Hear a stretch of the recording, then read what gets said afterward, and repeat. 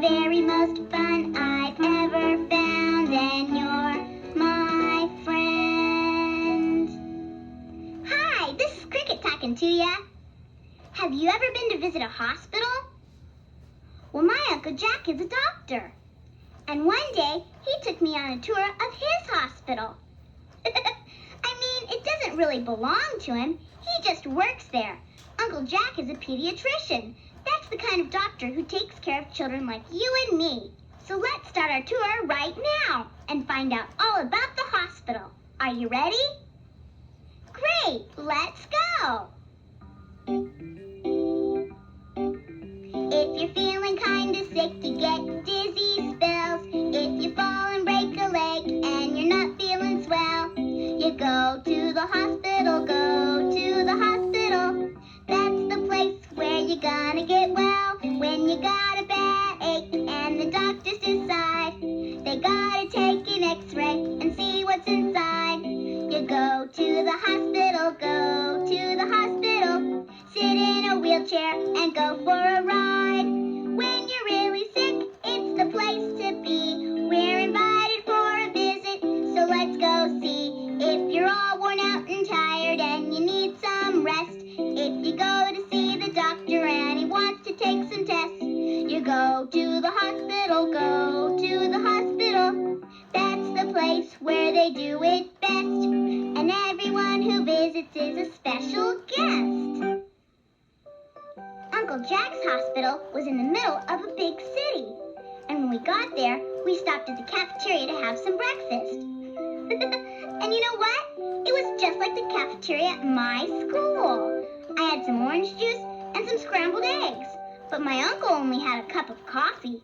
So I said, "You should eat a bigger breakfast, Uncle Jack. That's what Mom tells me every day." "You're right about that," said Uncle Jack. "It's always important to eat well, but especially when you're in the hospital." "I bet you eating well helps you get better," I said. Well, Uncle Jack agreed with me, so he ate some breakfast too. And then we started our tour of the hospital. We went down a long hallway to a place called the nurses' station. My uncle talked to one of the nurses, and then he said, "Let's stop by and see Jennifer first." "Who's Jennifer?" I asked. "She's a little girl about your age," said Uncle Jack. "What's wrong with her?" I asked. "Nothing anymore," said my uncle. "She's getting better from an operation, so she'll be going home soon." "Phew," I said, "that's a relief." And then we went down another long hallway to Jennifer's room. Only guess what? She wasn't there. "Oh, I forgot," said Uncle Jack. "It's 10 o'clock. She must be in school." "You mean they have school in the hospital?" I said. "Sure," said Uncle Jack. "I'll show you." So then we walked down another long hallway, and sure enough, at the end was a big classroom with lots of kids doing homework. And picture this. Practically all of them were sitting in wheelchairs. When I asked why, my uncle said, "When you're in the hospital, you get to ride in a wheelchair a lot, just in case you fall down by accident." "Can you ever get out?" I asked. "Oh, sure," said Uncle Jack, "especially in our gym." "You mean," I said, "there's a gym in the hospital too?" "Sure," said Uncle Jack. "That's where patients do physical therapy." "What's physical therapy?" I asked. But before my uncle could answer, somebody called his name on a loudspeaker. "Dr. Wells to the nursery," said the voice. "Dr. Wells to the nursery." "What's the nursery?" I asked. But my uncle just said, "Cricket, why don't you introduce yourself to Jennifer? I'll be right back." And then he was gone. So I said to everybody, "Hi, my name is Cricket. Which one of you is Jennifer?" And then a little girl with brown hair said, "Hi, I'm Jennifer. Is Dr. Wells your doctor too?" "No," I said, "he's my uncle." "Do you know what the nursery is?" "Of course," said Jennifer. "That's where they have all the new babies who are just born. Would you like to go see it?" "Sure," I said. "But do you think we should?" "Don't worry," said Jennifer. "We'll stop by on the way back to my room. Come on." Then Jennifer turned her wheelchair around, and I followed her out the door. "It's down on the first floor," said Jennifer. "We'll have to take the elevator." And so we headed for the nursery. But I bet you'll never guess what happened to us on the way. We got lost. And guess what again? To find out if we ever did see the nursery, you'll have to wait till you turn my tape over. Because right now, we're going to play a game. A hospital is full of very special people, and they need some very special things. I'll name 3 things, and you see if you can tell me which one belongs in a hospital. A bed, a ladybug, or a sailboat?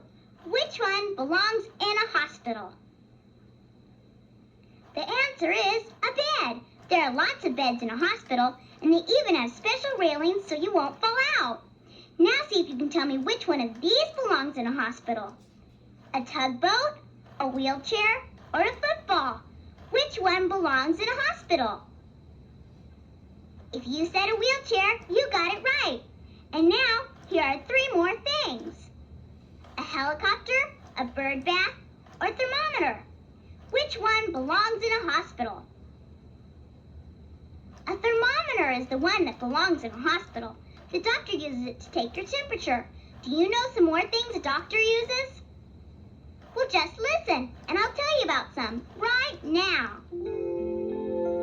The doctor uses a stethoscope to check your heartbeat. She uses a tongue depressor to look down your throat. And she uses a little rubber hammer to check your reflexes. She goes tap, tap, tap on your knee with it. Why don't you try it with your finger? Go tap, tap, tap on your knee. When I was at the hospital, I made up a tapping song. You can sing it too, and have fun tapping yourself all over. Just listen and do exactly what the song says. Tap your finger, finger, finger on your head, head, head. Tap your finger, finger, finger on your knee, knee, knee. Tap your finger on your knee, tap your finger on your head. Tap your knee, tap your knee, tap your head. Tap your finger, finger, finger on your chest, chest, chest. Tap your finger, finger, finger on your toe, toe, toe. Tap your finger on your toe, tap your finger on your chest. Tap your toe, tap your toe, tap your chest. Tap your finger, finger, finger on your nose, nose, nose. Tap your finger, finger, finger on your leg, leg, leg. Tap your finger on your nose, tap your finger on your leg. Tap your leg, tap your nose, tap your chest, tap your toes, tap your knee, tap your head. Now tap everything I said. That was lots of fun. And here's something else that's fun. It's a tongue twister my uncle taught me. And now I'll teach it to you. Say 6, 6 sparrows 3 times. Do it as fast as you can, like this. 6, 6 sparrows, 6, 6 sparrows, 6, 6 sparrows. I can't even do it. I guess I need to practice some more. Why don't you try it? Say 6, 6 sparrows 3 times, as fast as you can. Go ahead. That's a funny tongue twister. Why don't you ask your friends if they can say it? But be careful, because after they try, they might have to go to a doctor and get their tongues untwisted. Just kidding. That was lots of fun. I said that tongue twister for a girl I met at the hospital, and we had a great time. The girl's name was Meg, and she had a broken leg. Hey, I made up a rhyme. Meg and leg are rhyming words that sound alike. I know. Let's play a rhyming game. I'll say a rhyme, and you see if you can tell me the rhyming word. Shannon's got a cold in her head, so she has to stay in bed. What word rhymes with head? The answer is bed. Head and bed sound alike, so they're rhyming words. Here's another one. Listen for the rhyming words. Anne was visiting at the farm when she fell and broke her arm. What word rhymes with farm? The word that rhymes with farm is arm. Here's another one. Tiara is better, I can tell. Pretty soon she'll be well. What word rhymes with tell? That time, the right answer was well, as in get well soon. Now here's a story about someone I hope will get well soon. Listen, and I'll tell you all about it. Have you ever heard the nursery rhyme about Humpty Dumpty, the fat little egg who fell off a wall? Well, it goes like this.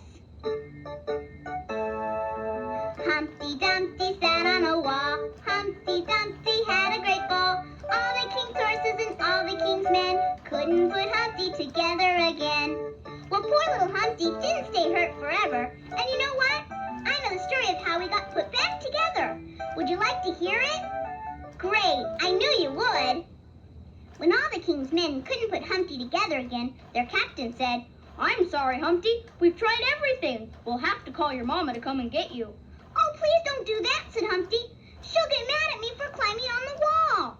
So the captain thought, and then he said, "Well, we should tell your mama, but I've got an idea. Let's try calling the wizard first.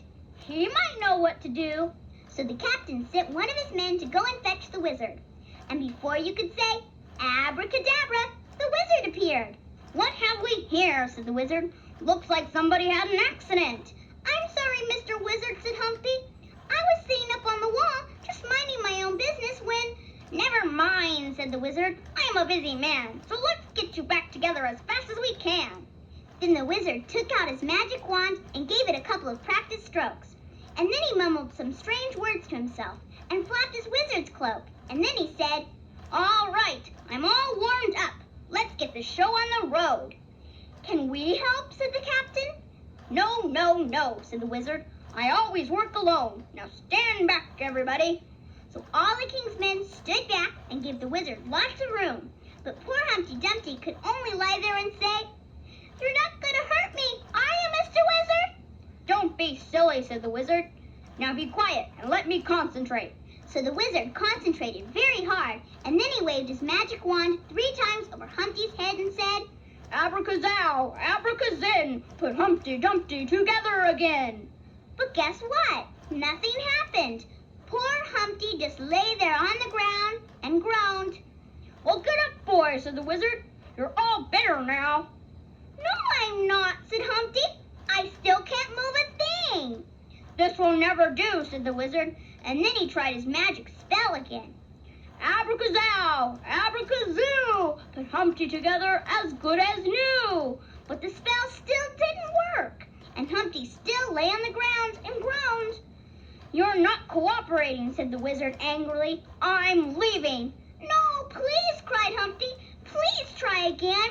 But the wizard was gone. "What are we going to do now?"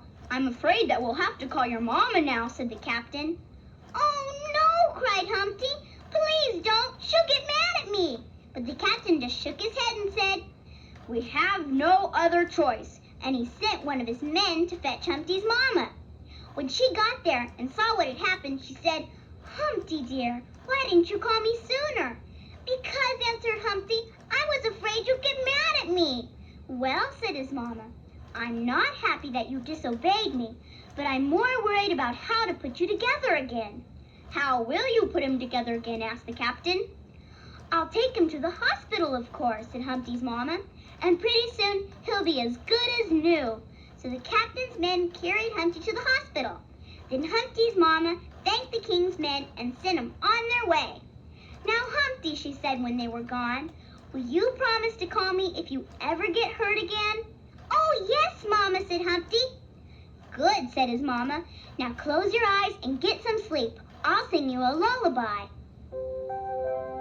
"Hush, little baby, don't you cry. You'll feel better by and by." And pretty soon, Humpty began not to hurt so much anymore. And pretty soon after that, he was asleep. And after a couple of days, Humpty felt a lot better. From then on, he was a good little egg and never climbed up walls or anything high.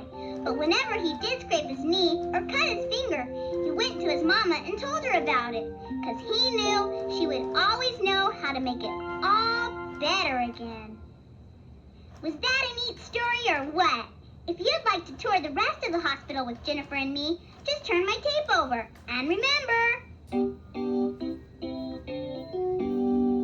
when you're really sick, it's the place to be. We went for a visit so we could see. If you're all worn out and tired and you need some rest, if you go to see the doctor and he wants to take some tests, you go to the hospital, go to the hospital. That's the place where they do it best. And everyone who visits is a special guest.